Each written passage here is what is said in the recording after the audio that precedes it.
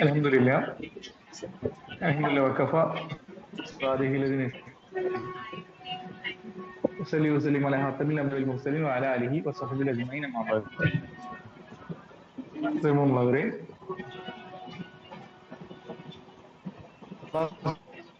നിർദ്ദേശങ്ങളും കാച്ചുകൊണ്ട് ഇന്ന് നോക്കുകയാണ്. ആദ്യം അതിനുള്ള തൗഫീഖ് നമുക്ക് അവർക്കും പ്രദാനം ചെയ്യുമാറാകട്ടെ.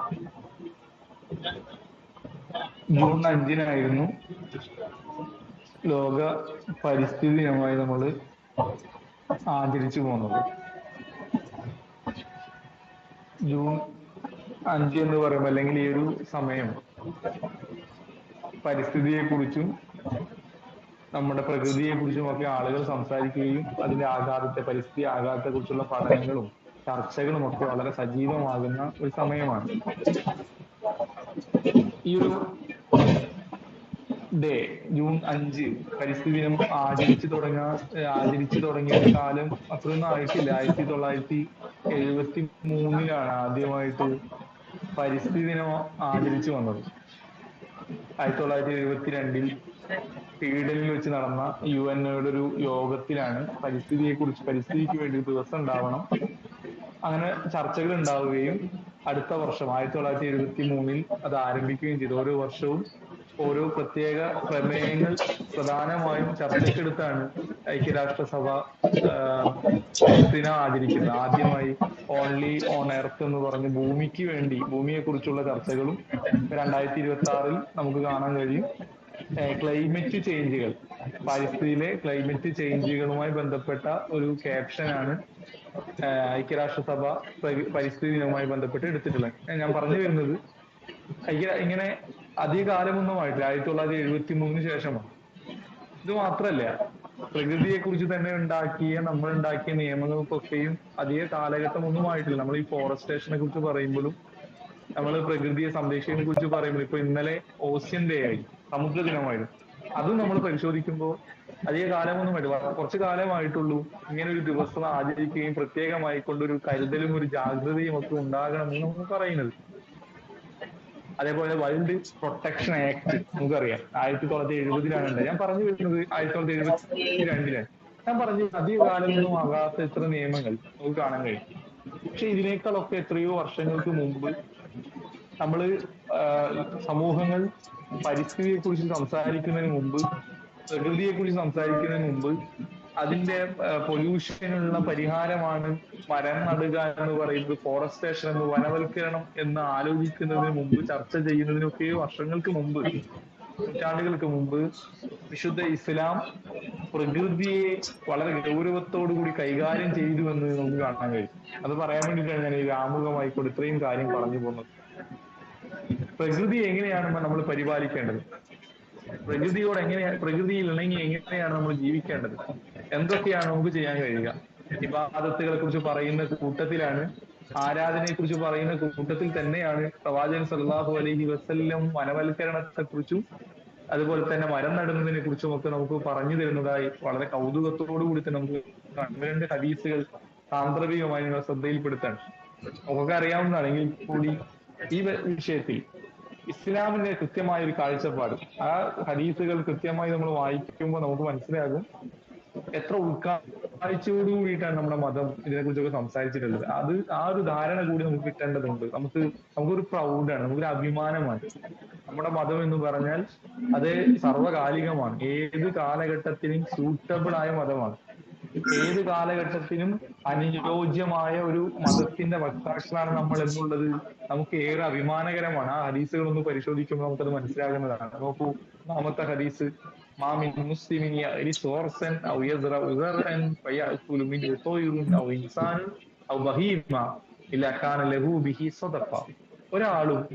ഒരാളും ഒരു ചെടി നടുന്നില്ല, അല്ലെങ്കിൽ ഒരു കൃഷി ചെയ്യുന്നില്ല, അതിൽ നിന്നൊരു പക്ഷി കഴിക്കുമ്പോൾ, അല്ലെ, പാറിപ്പറക്കുന്ന ഒരു പക്ഷി അതിൽ നിന്ന് കഴിക്കുമ്പോ, അല്ലെങ്കിൽ ഒരു മൃഗം അതിൽ നിന്ന് കഴിക്കുമ്പോ, അതിൽ നിന്നൊരു മനുഷ്യൻ അതിൽ നിന്ന് കഴിക്കുമ്പോൾ, ഒരു കന്നുകാലി അതിൽ നിന്ന് കഴിക്കുമ്പോ, അത് അവന്റെ പേരിൽ സ്വതക്കയായി രേഖപ്പെടുത്താതെ. ഈ ഒറ്റ ഹദീസ് മാത്രം മതി മരം നടുന്നതിന്റെ പ്രാധാന്യം, ഫോറസ്റ്റേഷന്റെ പ്രാധാന്യത്തെ, പ്ലാന്റിങ്ങിന്റെ പ്രാധാന്യത്തെ കുറിച്ച് മനസ്സിലാക്കാൻ. പ്രവാചകൻ സ്വല്ലല്ലാഹു അലൈഹി വസല്ലം ഈ ഹദീസ് മാത്രം മതി. അതായത് നമ്മൾ നട്ട ഒരു മരം ആ മരത്തിൽ നിന്നൊരു കായ, ഒരു ഫലം ഒരു പക്ഷി കൊത്തിത്തിന്നാൽ അതിന്റെ പോലും പ്രതിഫലം നമ്മുടെ അക്കൗണ്ടിൽ രേഖപ്പെടുത്തുമെന്നാണ് മഹാനായ പ്രവാചകൻ സല്ലല്ലാഹു അലൈഹി വസല്ലം നമുക്ക് പറഞ്ഞു തരുന്നത്. അബൂദർദ റളിയല്ലാഹു അൻഹുവിന്റെ മറ്റൊരു ഹദീസ് നമുക്ക് കാണാം. അദ്ദേഹം നല്ല പ്രായമുള്ള ഒരു വ്യക്തിയായിരുന്നു. അബൂദർദ റളിയല്ലാഹു അൻഹു കൃഷി ചെയ്യുമ്പോൾ അദ്ദേഹം ഒരു മരം നടുമ്പോൾ സുഷജറത്തൻ, ഒരു മരം അദ്ദേഹം നടുമ്പോൾ ഒരു മനുഷ്യൻ അദ്ദേഹത്തിന്റെ ഓരത്തുകൂടി ചാരത്തുകൂടെ കടന്നുപോയി. അപ്പൊ അദ്ദേഹം ചോദിച്ചു, കബീർ, നിങ്ങൾക്ക് നല്ല പ്രായമുള്ളപ്പോഴാണ്, നിങ്ങളൊരു വൃദ്ധനായിരിക്കലാണോ നിങ്ങൾ ഇങ്ങനെ ഒരു മരം നടുന്നത്?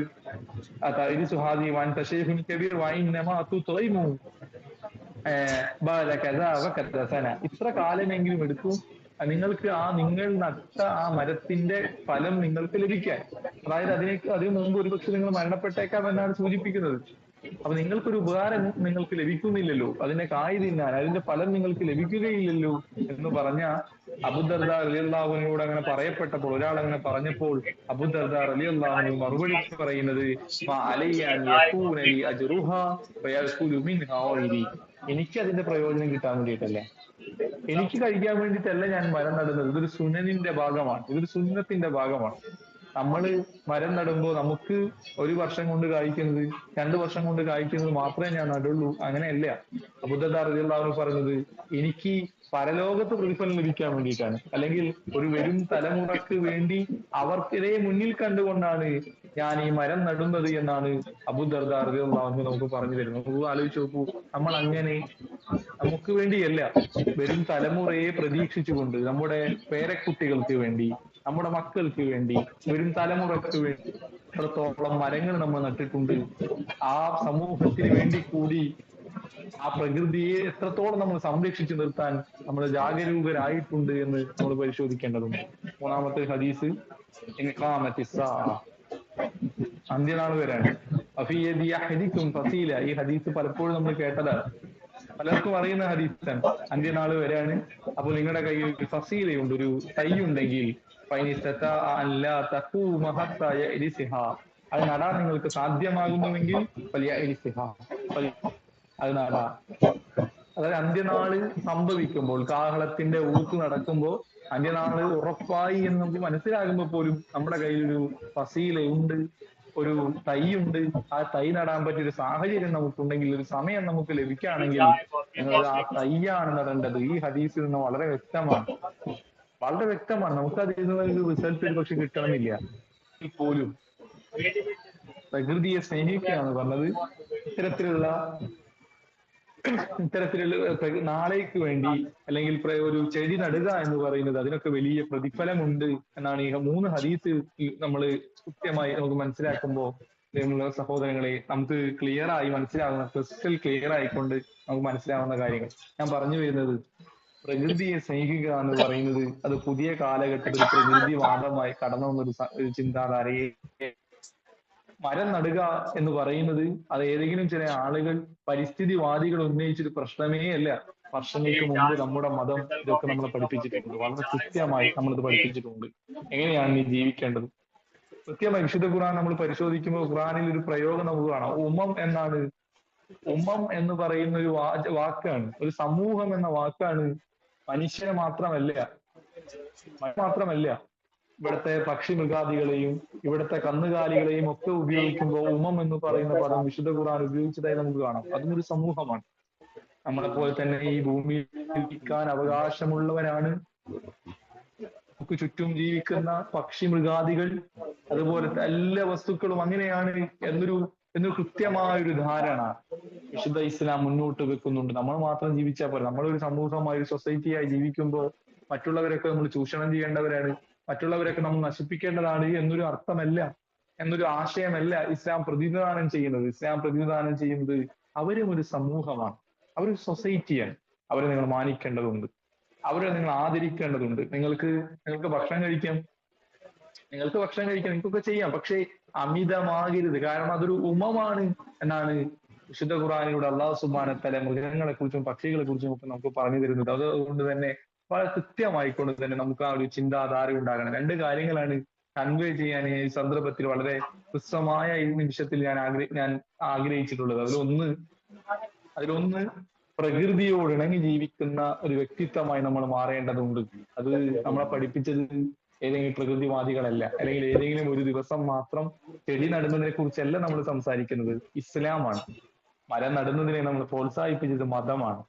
ചെടി നടുന്നതിനെ പ്രോത്സാഹിപ്പിച്ചത് നമ്മുടെ ദീനാണ്, നമ്മുടെ ആദർശമാണ്. ആ ഒരു ബോധ്യം നമുക്ക് ഉണ്ടാകണം. രണ്ടാമത്, അഭിമാനിക്കാൻ നമുക്ക് കഴിയണം. അഭിമാനിക്കാൻ 1970-കൾക്ക് ശേഷം വന്ന നിയമങ്ങൾ, വൈൽഡ് പ്രൊട്ടക്ഷൻ ആക്ടും ഒക്കെ നമ്മളിങ്ങനെ കാണുമ്പോൾ എത്രയോ വർഷങ്ങൾക്ക് മുമ്പ് വന്ന വിശുദ്ധ ഖുർആന്റെ വചനങ്ങൾ, ഹദീസുകളിലെ വചനങ്ങൾ, അത് കാണുമ്പോൾ നമുക്ക് അഭിമാനത്തോടു കൂടി എന്റെ മതം, എന്റെ ഇസ്ലാം, ഇതിനെ കുറിച്ചെല്ലാം സംസാരിച്ചിട്ടുണ്ടല്ലോ എന്ന് അഭിമാനത്തോടു കൂടി പറയുന്ന ഒരവസ്ഥയും നമുക്കുണ്ടാകണം. രണ്ട് കാര്യങ്ങളാണ്, രണ്ട് പോയിന്റുകളാണ് വളരെ ചുരുങ്ങിയ സമയത്തിനുള്ളിൽ നിങ്ങളുമായി പങ്കുവെക്കാൻ ഉള്ളവൻ ആഗ്രഹിച്ചിട്ടുള്ളത്. അല്ലാഹു സുബ്ഹാനഹു വ തആല ദീനിനെ കുറിച്ച് ആലോചിച്ച് പ്രൗഡാകുന്ന വിശ്വാസിയുടെ കൂട്ടത്തിൽ നാം ഏവരെയും ഉൾപ്പെടുത്തുമാറാകട്ടെ. വാഹിദ് അൽഹംദുലില്ലാഹി റബ്ബിൽ ആലമീൻ. അസ്സലാമു അലൈക്കും വറഹ്മത്തുള്ളാഹി വബറകാതുഹു.